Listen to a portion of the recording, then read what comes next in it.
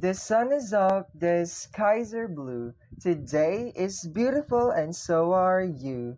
Good day, everyone. And to my fellow nursing students, good day. And to our beautiful and loving teacher in reading and history of the Philippines, Ma'am Garay. Hi, Ma'am. Sawadee ka. Good day po. So imagine waking up to the nation, free from the shadows of foreign rule, yet bound by new challenges that shapes its future. This was the reality faced by the Philippines in the year of 1946, a time of hope, resilience, and the dawn of new republic. So today, we will take you on a journey through a history where independence was just not a declaration but a transformation that reshapes the country's identity and destiny. So we are the Group 14, and we are honored to present our report in Chapter 12 in the Reading and History of the Philippines, which is about the independence and the establishment of a new republic. Before we dive into the chapter of the Philippine history, allow me to introduce our team. So I am Robert Gerante Sambitan, together with Salim Basharon and Salinding Alik. Learning objectives. So our report aims to provide a deeper understanding of this crucial period through the following objectives. So the first one is to understand the independence of the Philippines and its relationship with the United States, and to explore the agreements such as the Treaty of the General Relation and their role in the Philippine independence, and then to comprehend the effects of the Bale Trade Act of the Military Bases Agreement on the country's economy and security. The second one is to identify the impact of the country, reflect on the damage caused by the World War II in the Philippines, particularly in the Manila, using the photos and the other data. And the third one is to explain the rule of amnesty in unity, to learn about the purpose of the proclamation number 51 by the President Manuel Rojas in granting the amnesty to collaborators during the World War II. And the fourth one is to collect the history to the formation of the new republic, to analyze how the government and the society of the Philippines were affected after gaining the independence. Independence and the establishment of a new republic, the Philippines' transition to independence. The Filipinas' journey of independence kay start ni siya sa Tidings MacDuffie Act of 1934, which laid to the foundation for our transition to self-rule. That time, ang mga government daw kay gitawag nila Commonwealth was to establish to prepare Filipinos for independence. However, this journey was not easy. It was interrupted by the World War II and the Japanese occupation, which tested the resilience of the Filipino people. The Commonwealth era. So, ang Tidings MacDuffie Act of 1934, it was a landmark sa tuwang kasaysayan here in the Philippines. It was recreated the Commonwealth government as a transition phase. Ang goal nito was to prepare Filipinos to full independence from the United States. So, isa rin itong hakbang upang maihanda tayong mga Pilipino sa responsibilidad ng sariling pamahalaan. So, nagsugod ito sa panahon sa katipunan ni Andres Bonifacio noong 1892. So, pag-abot sa panahon ng Commonwealth, parang abot kamay na natin ang kalayaan bago pa sumiklab ang giyera. The Japanese occupation from 1941 to 1945. Sa Disyembre 1941, giatake sa mga Hapones ang Pearl Harbor ug ang Pilipinas. Sugod niini ang giyera mikalat sa buong nasod. Dahil dito, napilitang lumikas si President Manuel L. Quezon at nagtayo siya ng gobyerno sa exile sa Australia at Washington. The Japanese occupation marked dark days for the Philippines. After the fall of Bataan and Corregidor, which is a General Douglas MacArthur famously promised, "I shall return." Sana all balikan. So, ang panahon sa mga Hapones, puno ang kagubot o kasakit. Daghang Pilipino ang nabilanggo, gipatay, o napugos sa kalisod. So, diri naman ta sa Liberation of the Philippines. So, sa October 20, 1944, natuman ang saad ni MacArthur na magsugod ang liberation sa Leyte og mikatag kini sa Visayas ug Luzon. So, noong Marso 3, 1945, napalaya ang Manila at noong Hulyo 5, 1945, tuluyang nawala ang mga Hapones sa buong Pilipinas. So this marked the end of the World War II in the Philippines, with Japan surrendering in September 1945. So ang pag-liberate na nasod usa ka paglaom nga matapos na ang gubot o kalisod sa panahon sa gyera that time. So yeah, diri naman ta sa Independence Proclaim. Pagkahuman sa gubat, nagpadayon ang atong paningkamot nga malinawon nga nasod. So the Malacanang Palace was returned to the Commonwealth government under the President Sergio Osmeña. So noong 1946 daw kay ginanap ang halalan at nahalal si Manuel Rojas bilang unang pangulo ng Third Republic. Sa Hulyo 4, 1946, ang kalayaan gipahibalo kini usa ka adlaw nga importante sa natigmaan sa atong kagawasan isip nasod, which is the Philippines. The post-war challenges pagkahuman sa war. Bisan na ang kalayaan nato, daghan ang mga hagit nga gipangdangat sa mga Pilipino. Una, napinsala ng husto ang ating bansa dahil sa digmaan. Daghan ang mga guba nga gusali at mga infrastruktura na nawasak. Pangalawa, many families were broken and the emotional scars was there. Nagyapon ang mga traumas tungod sa gubat. Pangatlo, nagpabilin ang mga pangutana sa Pilipinos that still asking asa magsugod ang rebuilding, kinsa ang sulatan sa panahon sa kolaborasyon. Addressing post-war concern. So sa pag-ayo sa nasod ug ang ekonomiya, ang nag-una sa mga plano pagkahuman sa kalayaan. So the Treaty of Manila in 1946 formally recognized the Philippine independence.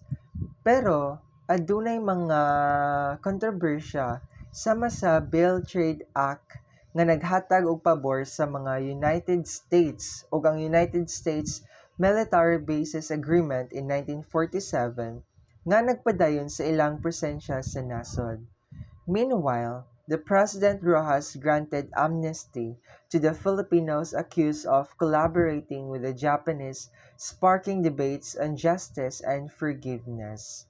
In conclusion, achieving independence was a long and difficult journey for the Philippines. Ang kalayaan ay nakamit natin dahil sa sakripisyo ng maraming Pilipino. Kini ang kasaysayan nga nagpahinumdum kanato nga ang kagawasan dili lang libre na kinahanglan kini og paningkamot og determination. So Filipino independence and the Treaty of Manila. The Treaty of Manila in the year of 1946, which formally recognized our independence, kini ang usa sa ka-turning point sa atong kasaysayan na nagpakita sa kagawasan sa Pilipinas pagkahuman sa taas na panahon. Dili lang kini usa ka simpleng dokumento, it signified a new beginning for our country, even if it came with great challenges. So, Filipino independence and the Treaty of Manila. The Treaty of Manila in the year of 1946, which formally recognized our independence, kini ang usa sa ka-turning point sa atong kasaysayan na nagpakita sa kagawasan sa Pilipinas pagkahuman sa taas na panahon. Dili lang kini usa ka simpleng dokumento, it signified a new beginning for our country, even if it came with great challenges. Who were involved in this Treaty of Manila? The first one is President Manuel Rojas, the first president of the Third Philippine Republic, represented the Philippines in signing the treaty. The second one is the United States High Commissioner, which is Paul V. Macnat, represented the United States personal representative of United States President Harry Truman. The main provision of the treaty. So, what did the Treaty of Manila achieve?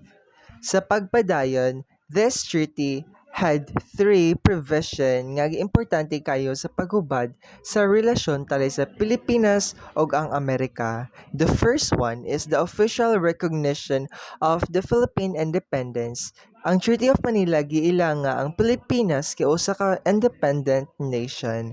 Ang mga utlan sa atong nasod gi-affirm og dili na kontrolado sa United States. Pangalawa, relinquishment of United States, the sovereignty, ang tanang mga isla sa Pilipinas gibalik sa atong gobyerno.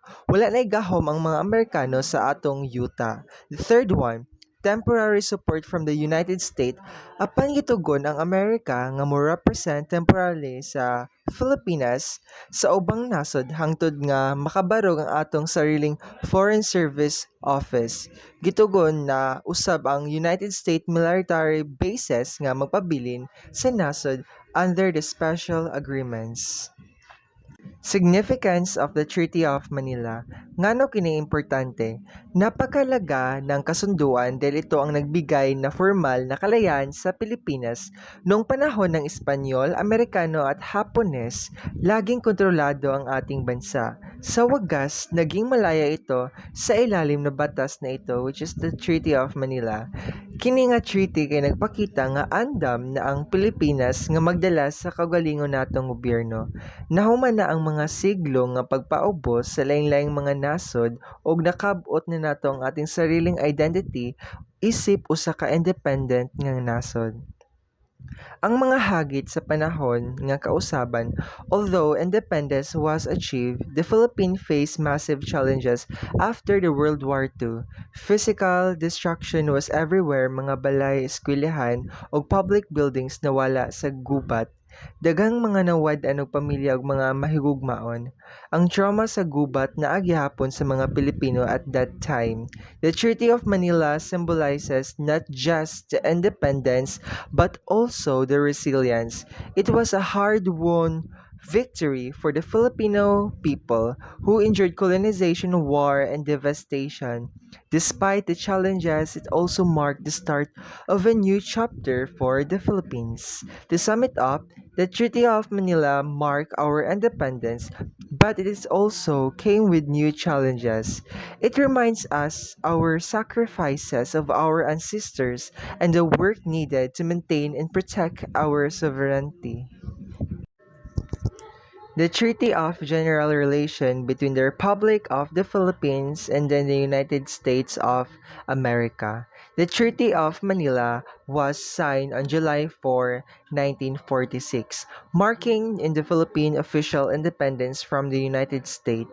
It was established the Philippines as a sovereign, self-governing nation while outlining the diplomatic, legal, and financial agreements between the two nations, signed by President Manuel Rojas for the Philippines and Paul B. Macnat for the United States of America. Let's go first in the Article 1, which is the sovereignty and independence. Sa unang artikulo, ang Amerikano iniuyon sa iwaksi ang ilang mga panag-iya pagdumala sa soberanya sa Pilipinas. Gilan nila ang Pilipinas isip usa ka malahutayong nasod na nagdumala sa kaugalingon. Pero adunay condition, gitugon gihapon ang paggamit sa mga military bases sa Pilipinas alang sa mga mutual defense sa duha ka nasod. Halimbawa, ang paggamit sa mga military bases sama sa Clark Air Base ug Subic Bay naghatag ng proteksyon batok posibleng kalaban apan kini nagpabilin nga controversial para sa ubang Pilipino nga gusto og tinuod nga kagawasan gikan sa impluwensya sa United States of America. The Article 2, which is a diplomatic relation, giila sa duha ka nasod ang importante nga papel sa mga diplomatic at consular representatives. Ang mga opisyal sa duha ka nasod adunay honorary privileges and immunities sa lain-lain nilang mga territory sumala sa international nga balaod. Halimbawa, kung ang Pilipinas adunay konsulate sa Amerika, kinahanglan irespeto ang ilang katungod ug mao gihapon ang buhaton sa mga United States para ilang konsulado sa Pilipinas. The Article 3, which is the Foreign Service Support. Tungod kay wala pa sa pagsulbad ang pagset og sa Philippine Foreign Service sa tanang nasod, gitabangan sa Amerika ang Pilipinas pinaagi sa pagrepresentar sa interes sa Pilipinas sa ubang nasod kung wala pay representation. Apan kini nga arrangement nahimong tapusan kun dili na kinahanglan. Sa usa kini ka maayong pamaagi aron mapadali ang international relations sa Pilipinas samtang nag-build pa kini og kaugalingong foreign service. The Article 4, which talks about the financial obligation. Ang Pilipinas miuyon nga barian ang tanang utang o responsibilidad nga gihimo sa panahon ng mga Amerika nagdumala sa nasod.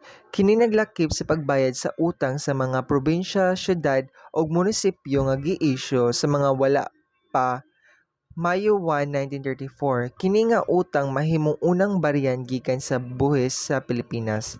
Halimbawa, kini ang usa ka pagpakita sa responsibilidad sa Pilipinas nga tumanon ang tanang utang ug magpakita sa kredibilidad isip usa ka bag-ong nasod. The Article 5, which talks about the legal cases, gipadayon sa United States Supreme Court ang ilang paghukom sa mga kaso nga wala pa matapos o evolve sa gobyerno ng mga tao sa Pilipinas. Paghuhuman ini, mawala na ang jurisdiction sa United States Supreme Court sa mga kaso nga gikan sa Pilipinas. Halimbawa, ang maong probensyon nagpamatuod sa transisyon sa Pilipinas ngadto sa tinuod nga kalayaan sa legal nga aspeto. The Article 6, which talks about to claim and property rights. Ang duha ka nasod miuyon sa mutual respect and adjustment sa mga claims ug property rights, gila og protektahan ang katungod sa mga tag-iya gikan sa duha ka nasod. Halimbawa, ang mga ari-arian sa mga Pilipino sa Amerika ug usa sa mga Amerikano sa Pilipinas kinahanglan protektahan ingon man sa mga lokal or citizens. Let's go on to the Article 7, which is the treaty obligation. Ang Pilipinas miuyon sa pag-asyom sa tanang obligasyon nga gitakda sa Treaty of Paris noong 1898 ug sa Treaty of Washington in 90s. Kini nga o kausabutan naglatid sa mga pagbalhin sa Pilipinas gikan sa Spain ngadto sa United States. Kini ang usa ka simbolo nga pag-andam sa Pilipinas nga magpadayon og tumanon ang mga obligasyon nga gihimo kaniadto. The last article, which is the Article 8, the ratification and enforcement. Ang kasabutan na himong magsugod kung kini ma-ratify na sa duha ka gobyerno ang mga dokumentong gipirmahan o gipakita sa Manila nga nagtimaan sa formal nga pagsaulog sa kalayaan. The significance of this is that this article kay nagtimaan nga ang kalayaan dili lang sa simboliko kundi legal international nga giila. Ang Treaty of Manila in the year of 1946 nagtimaan sa katumanan sa dugay ng pangandoy sa mga Pilipino nga mahimong independent apan kini usab nagdala og mga hagit sama sa mga pagdumala sa utang relasyon sa Amerika ug mga seguridad.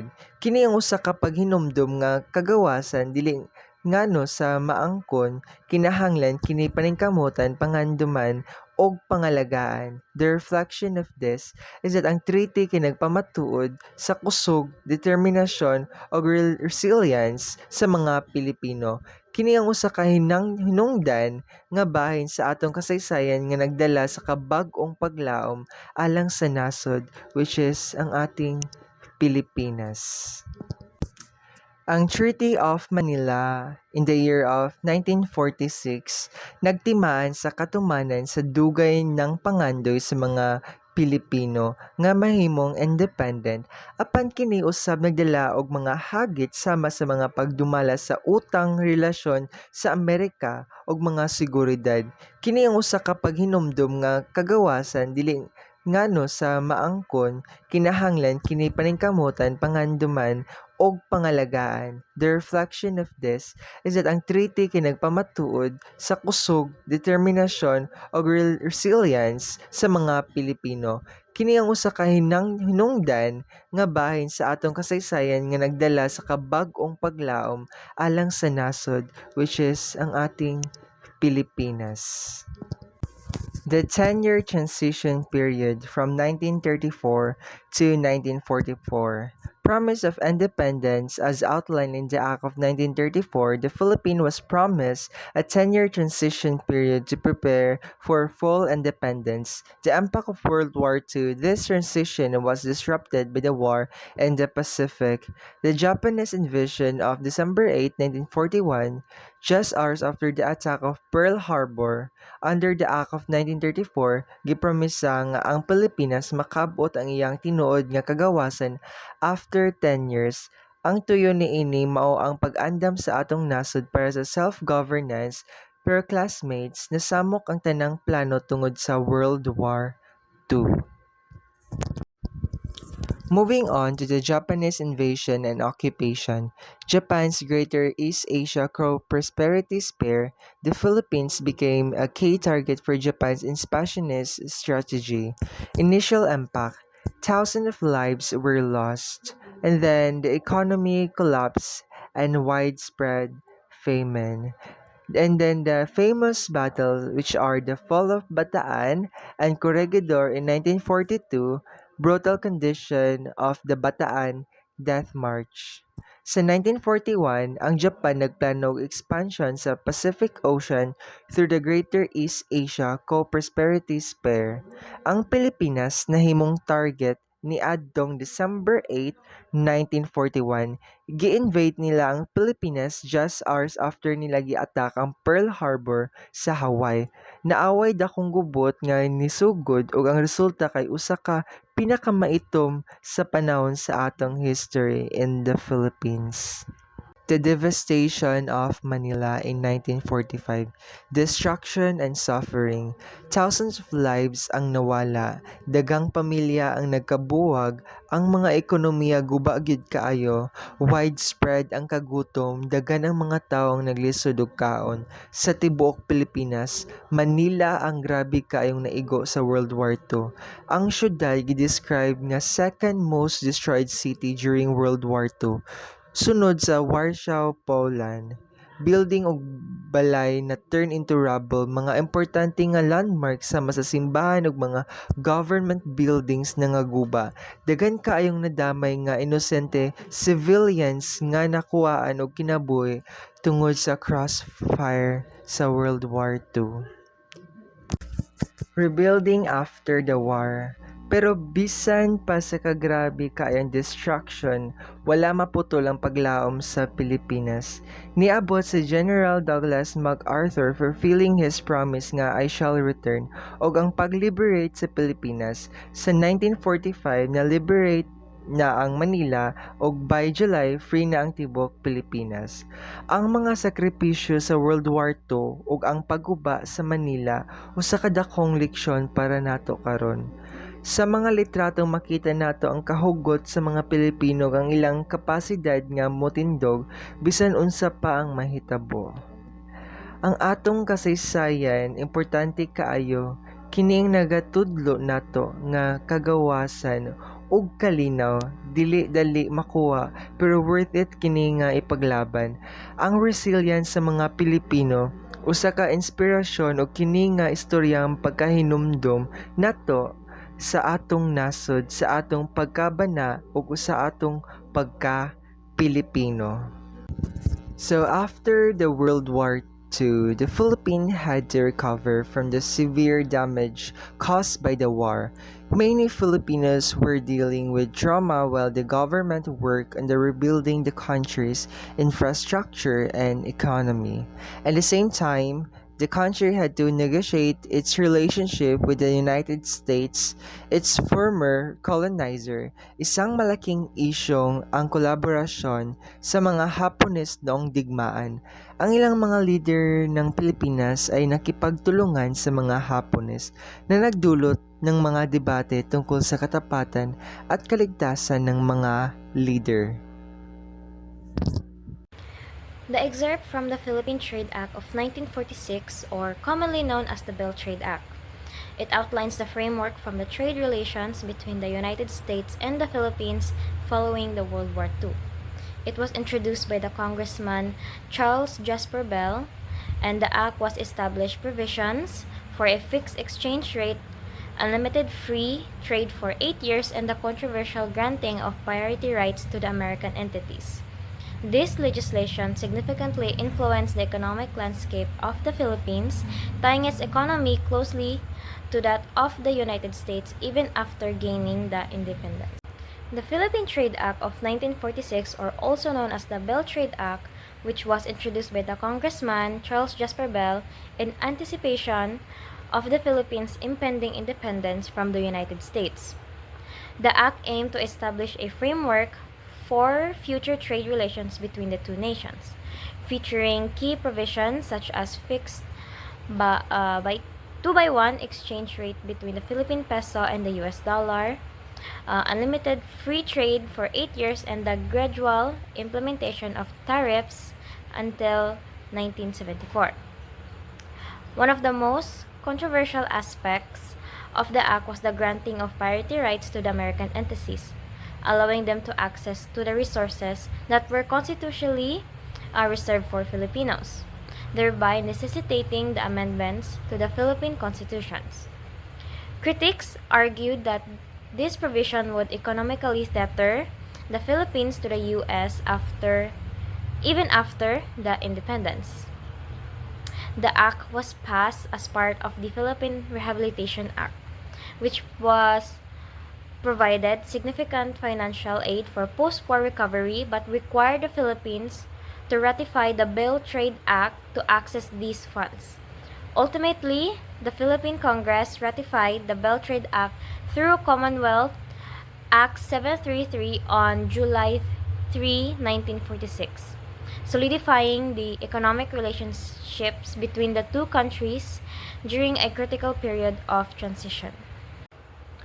The article serves to formalize and regulate the trade relations between the United States and the Philippines following the latter's independence. It established a framework for a duty-free trade, which is intended to promote economic cooperation and facilitate the exchange of goods between the two countries during a critical period of recovery after World War II. By eliminating ordinary custom duties on specified articles, the article aims to enhance trade volume and support economic development of the Philippines. Ultimately, it reflects the broader goals of the Philippine Trade Act to create a mutually beneficial economic relationship between the two nations. The excerpt from the Philippine Trade Act of 1946 establishes a provision for free trade between the United States and the Philippines, allowing goods from both countries to be imported without ordinary custom duties until July 3, 1954. This arrangement aims to promote economic cooperation and facilitate during the post-war recovery period. The Act specifies that United States articles and the Philippine articles are defined in the associated protocol using clarity on which products benefit from this duty-free status. Overall, the provision reflects the intent to strengthen economic ties between the two nations following the Philippines' independence.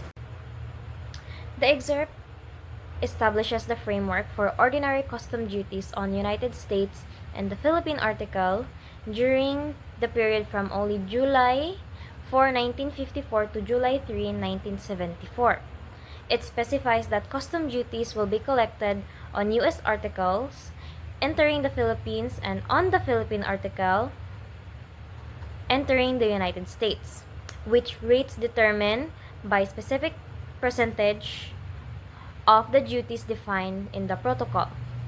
This means that after the initial duty-free period, imports will be subject to taxation based on established rates.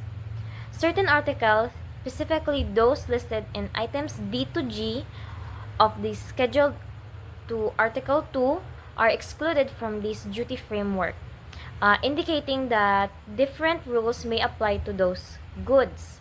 Overall, this provision creates a structured approach to those custom duties, ensuring consistency and clarity in the trade relations between the two nations. This excerpt outlines the schedule for custom duties on articles traded between the United States and the Philippines over specific time periods. For July 4, 1954 to December 31, 1954, where custom duty of 5% will be applied to applicable articles entering either of the country.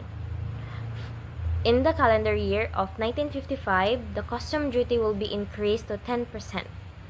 And for each calendar year following 1955 up to and including 1972, the custom duties will be calculated by taking the previous year's percentage and increasing it by 5% of the Philippines and the U.S. duties, respectively. This means that the duty will gradually rise each year. Finally, from January 1, 1973 to July 3, 1972, the custom duty will reach 100%, indicating a full return to a standard duty rates for specified articles.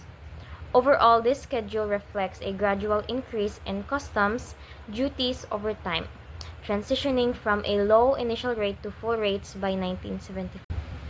This excerpt outlines a schedule that specifies allowable quantities for various commodities, which are traded between the two nations, forming a part of Article 2 of the agreement.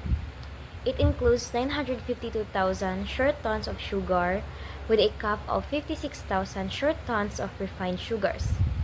Other commodities listed are cordage, which is 6 million pounds. For the rice, we have 1,040,000 pounds, and cigars for 200 million units, while the scrap tobacco is limited to 6,500,000 pounds. Additionally, the schedule permits 200 long tons of coconut oil and 850,000 gross of buttons made of pearl and shell. This structured schedule aims to regulate trade quantities, ensuring clarity and management of import and export limits between the two countries.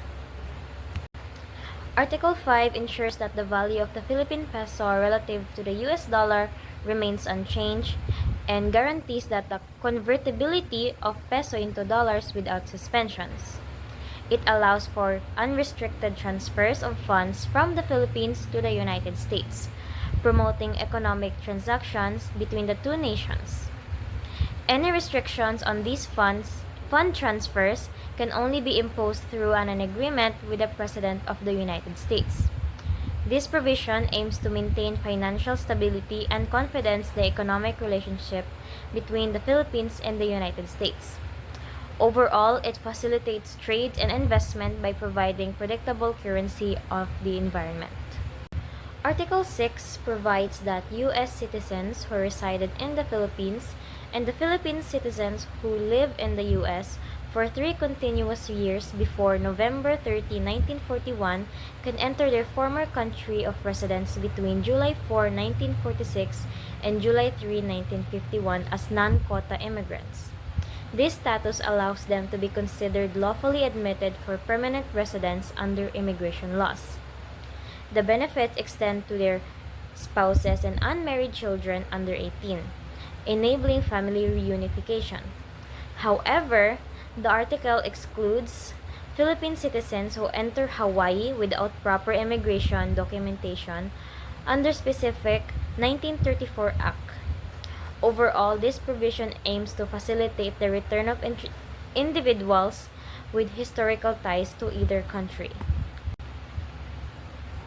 This provision allows for the entry of 1,200 U.S. citizens into the Philippines each year from 1946 to 1951 without any restrictions on the number of immigrants as typically imposed by the Philippine immigration laws. Each of these individuals is granted the right to stay in the Philippines for a duration of 5 years. This policy aims to facilitate the movement of U.S. citizens to the Philippines during a period of post-war recovery and rebuilding. It reflects a commitment to strengthen ties between the two nations by allowing American citizens to reside in the Philippines for an extended period. Overall, this provision promotes cultural exchange and economic collaboration between the U.S. and the Philippines during the early years following the World War II. Article 7 establishes that the natural resources of the Philippines, including agricultural, timber, and mineral lands, as well as water, coal, petroleum, and other energy sources, are accessible to the U.S. citizens and the businesses owned and controlled by them. These provisions allows American entities to engage in the exploitation and development of these resources, promoting economic collaboration between the two countries. However, it includes a caveat that the Philippines is not obligated to adhere to this provision if it conflicts with the existing Philippine Constitution until amendments are made. This means that while the article encourages foreign investment and participation in resource management, it acknowledges the sovereignty of the Philippines and the need for constitutional compliance. Overall, this article reflects the economic ties established by the Bell Trade Act while also recognizing the legal framework of the Philippines. This provision mandates that the government of the Philippines must take immediate action to amend its constitution to allow for the implementation of certain provisions outlined in paragraph 1 of Article 7, which may conflict with existing constitutional laws. Essentially, it requires the Philippine government to ensure that the rights granted to U.S. citizens and businesses regarding the exploitation of natural resources can be legally enforced. The phrase promptly take such steps emphasize the urgency of this action, indicating that the government should prioritize these amendments. This reflects the broader context of the Bell Trade Act, which sought to enhance economic ties between the U.S. and the Philippines. Overall, these provisions underscores the tension between the foreign investments, interests, and national sovereignty as it compels the Philippines to modify its law to accommodate economic participation.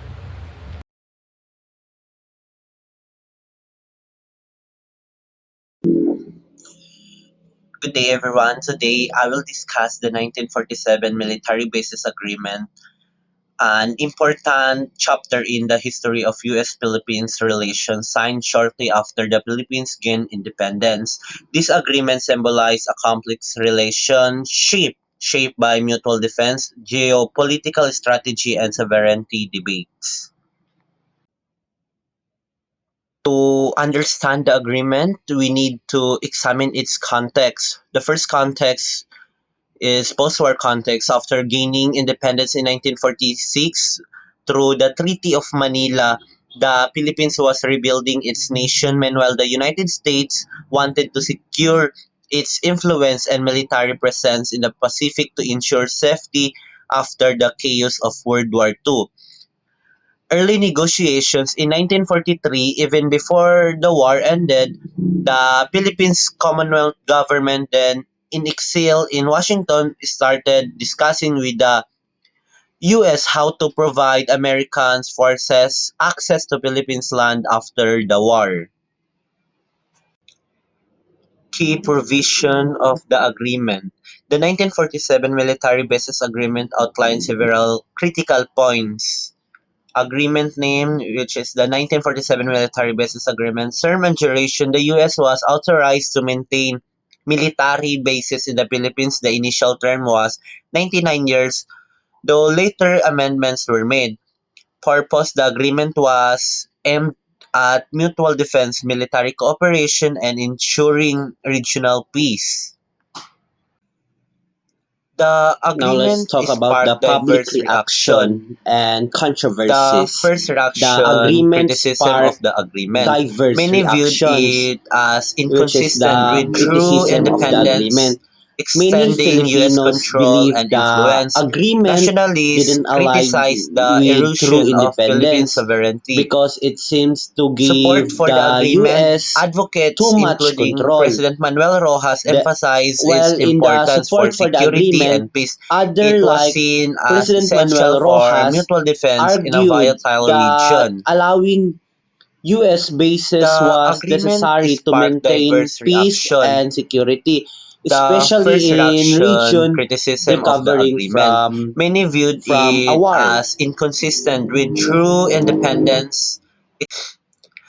The agreement had lasting Long-term consequences. impacts, the US-Philippines agreement relations, had it lasting strengthened military consequences. alliances but also US-Philippines relation, the sparked agreement debates over created a strong sovereignty. military alliance Legacy, but it set raised precedent ongoing for debates future about agreements, whether the including the Philippines was 1951 truly Mutual Defense independent. Treaty and the 1999 Legacy, Visiting Forces Agreement. this It agreement cemented the laid US the military groundwork presence in the for later Asia-Pacific region. agreements like the 1951 The agreement Mutual had Defense lasting Treaty, which consequences. continues to influence relations US-Philippines relations, between it the two strengthened military countries. alliances but excerpt analysis, key highlight, the agreement emphasized mutual negotiation in 1943.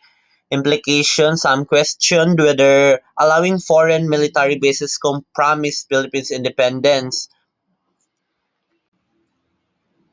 Now we delve into the 1947 Military Bases Agreement, primary source analysis, a pivotal documents in US-Philippines relations that shape their defense cooperation in the post-World War II era. By analyzing primary sources, we all uncover the agreement's historical context, mutual defense goal, and alignment with global security objectives.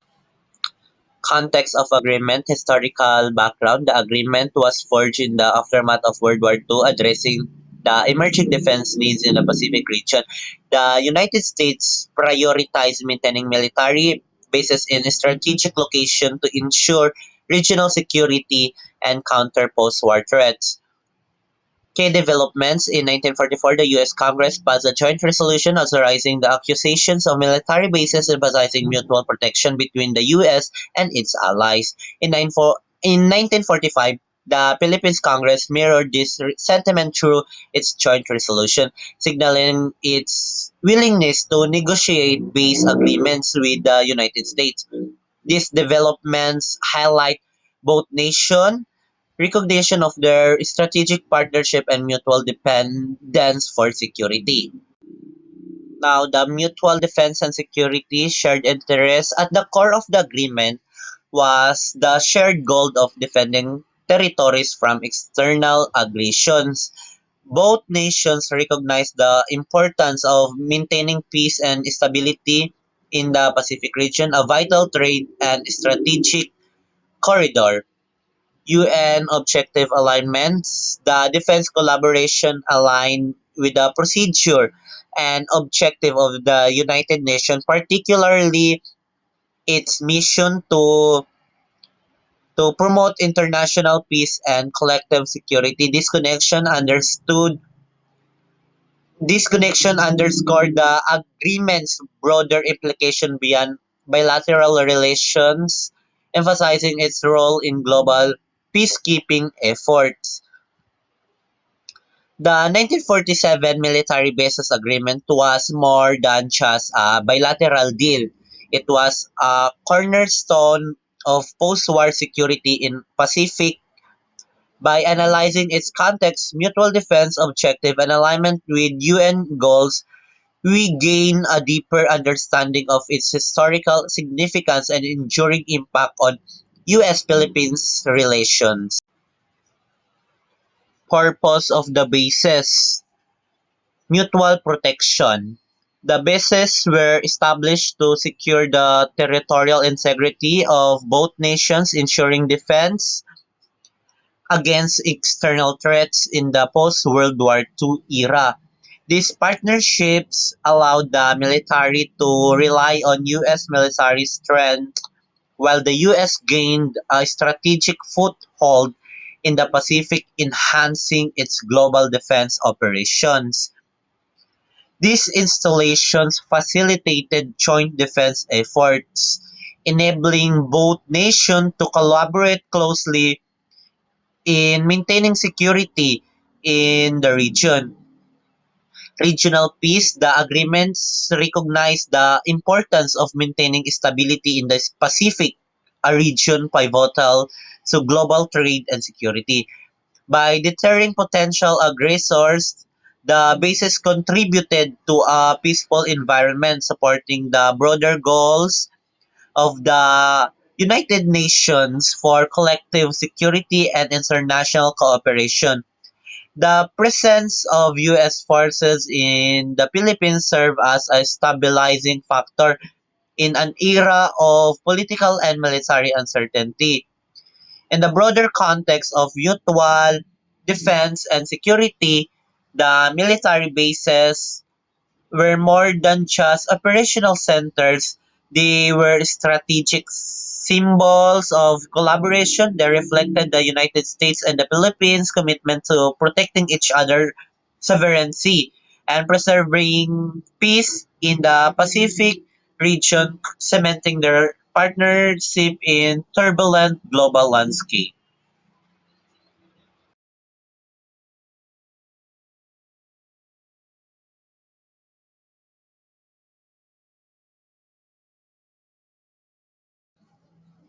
Now, the military bases agreements was a cornerstone of U.S. Philippines defense cooperation. Now, we will focus on Article 1 and 3, which detail the grant of bases and the description of right extended to the United States. These provisions form the foundation for the establishments and operating of U.S. military installation in the Philippines. Article 1, Grant of Bases. First, the Philippines granted the United States the right to retain military bases listed in Annex A, ensuring a strategic U.S. presence in the region. Second, the agreement also allowed the United States to use bases in Annex B when deemed necessary for military purposes. Third, the Philippines agree to negotiate base expansions, exchange, acquisitions, or relinquishments at the request of the U.S. based on military necessity. Fourth, description of the base boundaries were to be finalized through mutual agreement between the two governments covering location specified in Annex A and Annex B. Article 3, Description of Right, Mutual Agreement. The United States was granted the necessary rights, powers, and authority to establish, use, and operates and defend the bases effectively. These rights extended to adjacent territorial waters and airspace, ensuring unhindered access and operational control for military activities. Control and safety. The agreement gave the U.S. authority to regulate anchorage, takeoffs, and operation of ships, aircraft, and vehicles near the bases to ensure safety and control zone in operational zones. Specific rights granted. Military infrastructure. The U.S. could acquire and construct rights of way for communication lines, pipelines, and railways to support military logistics. Facilities such as radar systems, electronics devices, and navigation systems could be installed and used for military purposes. Weapons and equipment. The U.S. was authorized to deploy facilities, weapons, and devices on or under the ground, water, or air, ensuring comprehensive defense capabilities. And implication and analysis, sovereignty versus security. While these extensive rights were granted under the framework of military necessity, they raise concern about Philippine sovereignty. However, the agreement was justified as essential for mutual defense and security in post-war era. Strategic benefits for the US, the agreement solidified its military presence in the Pacific, a region of strategic importance. For the Philippines, the bases provided infrastructure, defense support, and a partnership with a global superpower. Article 1 and Article 3 of the 1947 Military Bases Agreements establish a framework for mutual defense and strategic cooperation while they offered significant benefits. They also highlights the delicate balance between sovereignty and security in the context of US-Philippines relations. Understanding these provisions provides deeper insight into the complexities of this historic agreement.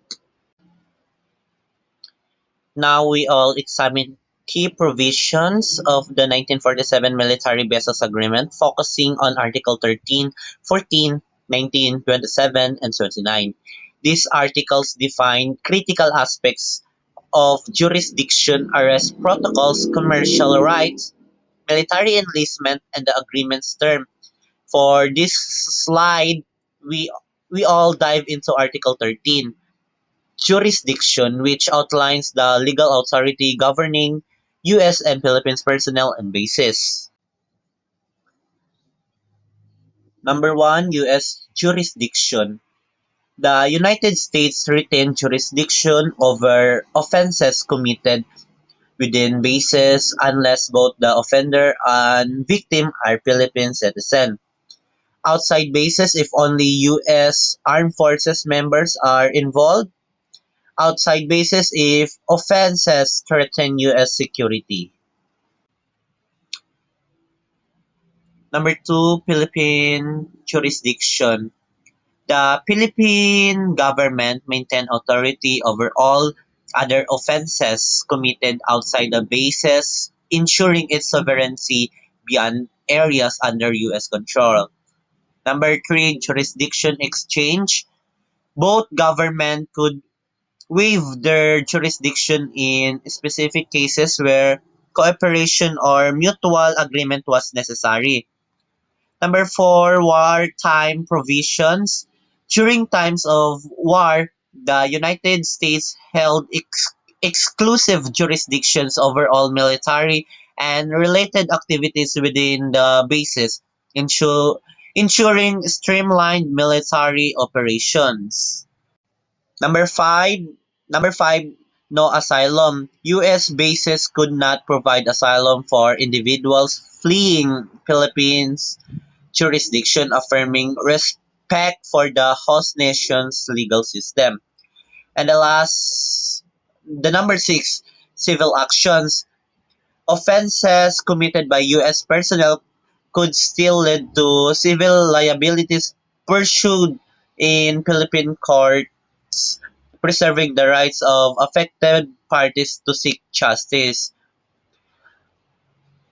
Article 13 strikes a delicate balance between U.S. operational control within its bases and Philippines' sovereign legal authority outside these zones. It also reflects efforts to address jurisdictional complexities arising from the shared use of military bases. This framework not only govern the practicalities of legal oversights but also shape the broader dynamics of U.S. Philippine relations during the post war period.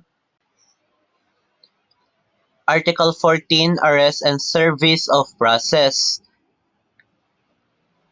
Arrest and service of process. Arrest or the service of legal processes within U.S. bases require the permissions of the base commander, ensuring military jurisdiction within the facilities.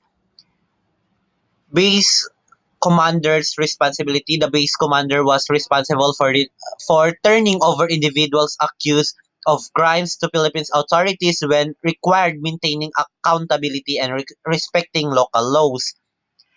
Reciprocal cooperation. Philippines authorities were expected to assist U.S. personnel in the service of processes and arrests related to individual under U.S. jurisdiction for fostering cooperation between both government. While while Article 14 dealt with legal processes, Article 19 shifted focus to the commercial opportunities arising from the agreement. Article 19, commercial concerns, commercial use of bases. The United States could allow commercial use of bases by businesses owned by U.S. or Philippine citizens. This was limited to activities that align with defense purposes to avoid conflicts with the base's primary military functions.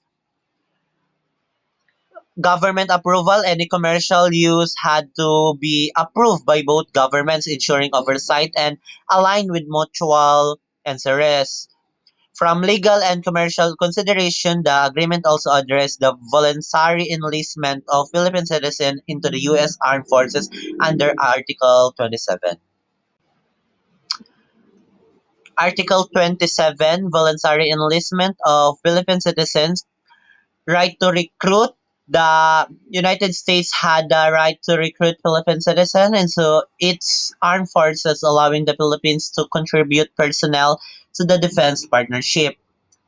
Equal training and disciplines. Enlisted in individual were subject to the same training, control, and discipline as other members of the U.S. Armed Forces, ensuring standardizations and integration. Third, enlistment limits. The number of enlistees was subject to mutual agreements between the U.S. and Philippine governments, balancing recruitment needs with domestic labor concern.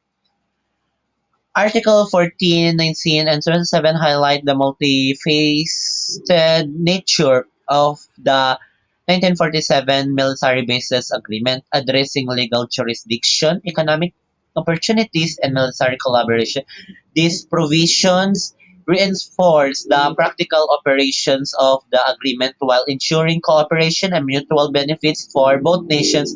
Understanding these details underscore the depth of this historic partnership.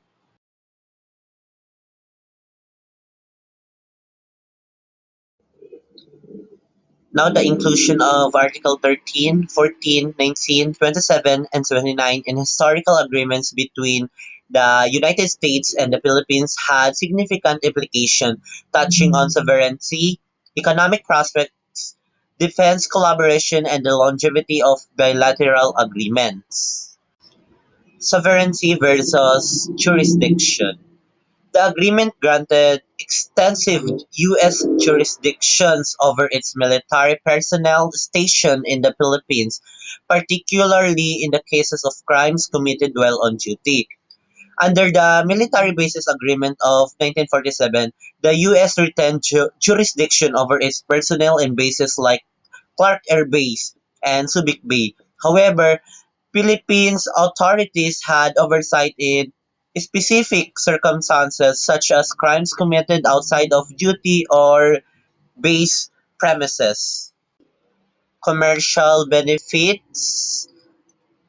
Economic opportunities arose for both U.S. and Philippines businesses through the establishments and operation of military bases. Businesses near the base thrive due to increased demand for goods and services. For example, areas surrounding Subic Bay experience significant economic growth due to US-based operations. Defense collaboration, the recruitment of Filipino citizens into the U.S. military bolstered defense ties between the two nations. Over the years, many Filipinos enlisted in the U.S. Navy, strengthening the alliance and providing career opportunities for locals. And now the longevity of the agreement. The 99-year term of the agreement reflected a long-term commitment to mutual defense but raised question about Philippine sovereignty. While the agreement underscored a strong defense partnership, it was criticized by nationalist groups for undermining Philippines' independence, leading to eventual renegotiation in later decades. The provision outlined in Articles 13, 14, 19, 27, and 29 illustrate the complex balance between mutual benefits and challenges. These agreements remain a cornerstone of historical U.S.-Philippines relations, showcasing the interplay of sovereignty, economic growth, and military collaboration. Now, the Annex A bases and facilities. Annex A of the 1947 Military Bases Agreement specifies the major bases and facilities granted to the United States in the Philippines. This included Clark Air Base in Pampanga, a vital air base serving as a hub for operation in the Asia Pacific region. Subic Bay Naval Base, Zambales, one of the largest naval bases outside the U.S. mainland, critical for fleet repairs and resupply. Fort Stoutenburg in Pampanga, located adjacent to Clark Air Base, it was initially an army post and later integrated into U.S. air operation. Leyte Samar Naval Base, used for naval logistic and repair. Camp Chanhae Arrest and recreation facility for U.S. personnel located in Baguio. Mariveles Military Reservation in Bataan, a strategic military reservation site. Tawi-Tawi Naval Anchorage, a crucial naval anchorage in southern Mindanao. Canyacao Sangle Point Navy Base in Cavite, a naval base supporting regional maritime operations. These locations were strategically selected for their proximity to key routes in the Asia Pacific and their ability to support U.S. military logistic and defense strategies. While they enhanced defense cooperations, their establishments sparked debates on Philippine sovereignty and territorial control.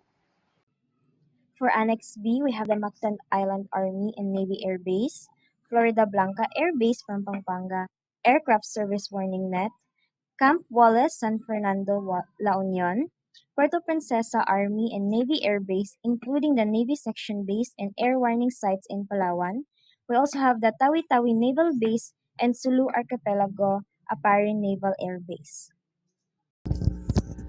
And now, let's talk about the Proclamation number 51 an important moment in the Philippine history that helped the country move forward after the World War II. This was issued by President Manuel Rojas in the year of 1948 to address one of the most controversial issues of the time, the collaboration between the Japanese during their occupation of the Philippines. The notable figures who stayed beyond during the Japanese occupation, some notable Filipino figures choose to stay in the country and cooperate with the Japanese. These figures included, the first one is Jose Abad Santos. He briefly acted as the president of the Commonwealth government during the war. The second one is Josep P. Laurel, a former senator and acting chief justice who worked closely with the Japanese. And the third one is Benigno S. Aquino Sr. He was the Secretary Agriculture at the same time. And the fourth one is Sam Vargas. He served as the mayor of Manila during the Japanese occupation. So moving on to the Proclamation Number 51 represented a crucial moment in the Philippines after the war. It was a step forward healing and reconciling the nation, allowing Filipinos to move forward from the painful past. The collaboration issued remained controversial, but the proclamation symbolizes the resilience of the Filipino leaders who faced difficult decisions during the war and their desire for national healing. The Primary Source Proclamation, granting amnesty by President Manuel Rojas, addressing the issue of collaboration with the enemy. Proclamation Number 51 granted amnesty to those accused of collaborating with the Japanese forces. This amnesty was essential for promoting national unity and healing. Many collaborators acted either under pressure or good intention, such as trying to protect Filipinos from being forced into war.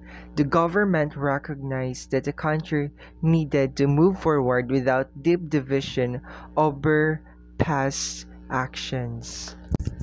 Important provision of the amnesty. The amnesty focused on the charges like the treason and trading with the enemy. Many were acquitted due to the lack of evidence or because they acted out of the necessity of patriotism. Most Filipino understood that this action were sometimes necessary to protect their fellow countrymen from the harsh reality of war. Results of granting amnesty. Granting amnesty helped bring unity to the country after the war. It allowed Filipino to focus on healing, rebuilding, and moving forward. To amnesty recognize the complex human motives during time of crisis and use forgiveness as a tool for national progress. In conclusion, the Filipinas' path to the independence defined the strength and unity as a nation.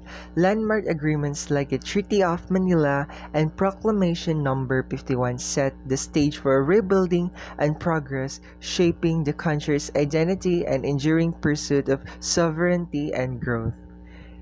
Emilio Aguinaldo once said, "I would rather die a free man than live as a slave."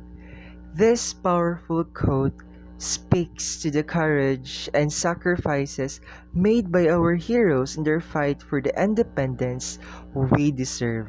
As a Filipinos, we must remember that our freedom was earned through great struggle, and it's now our responsibility to protect and honor it, ensuring the sacrifices of the past were not in vain. Tayo ay Pilipino.